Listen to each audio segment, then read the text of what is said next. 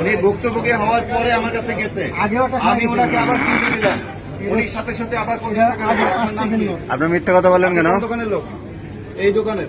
আপনারা গায়ে রেট আপনি চুপ করেছিলেন, ক্যামেরা দেখে আপনি রেট চেঞ্জ করে বলছেন। আপনার গায়ের মূল্যের চেয়ে বেশি টাকা রাখেন। দোকানকে চালাতে চান না চান না? আজকে নতুন নিচ্ছেন, আমি তো বুঝবো না, সেটা তো আমার বুঝার বিষয় না। গায়ের রেট সে তো না দেনা বেচে না, তারা শিখাই পরে দেন নাই। আপনার দোকানের না দোকানের না, তো দোকানের হইলে আপনি এখন তো দায় রাখতে পারেন না। সেই হাতের টাকাগুলো কার? তোমার ব্যক্তিগত না দোকানের টাকা?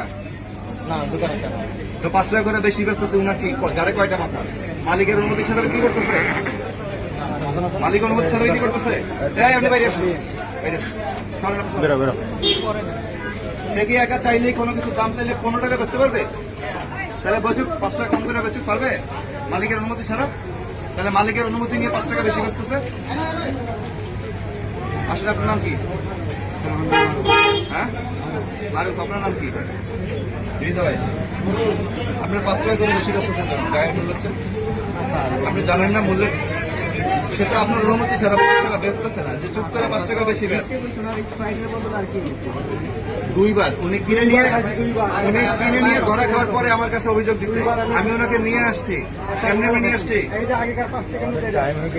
উনি সামনে বিক্রি করছে, আমি পেছনে দাঁড়ানো। সে তো স্বীকার করতেছে আপনার অনুমতি ছাড়া বিক্রি করছে। দোকান চালাবেন না বাতিল করে দেবো, বন্ধ করে দিব।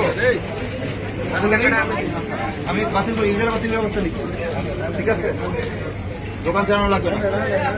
আপনারা গায়ের মূল্যের চেয়ে বেশি বিক্রি করা যায় না, জানেন এটা? আপনি অবশ্যই জানেন। তো এইখানে বসে কেন বিক্রি করলেন? এত শহর দেখলেন কেন?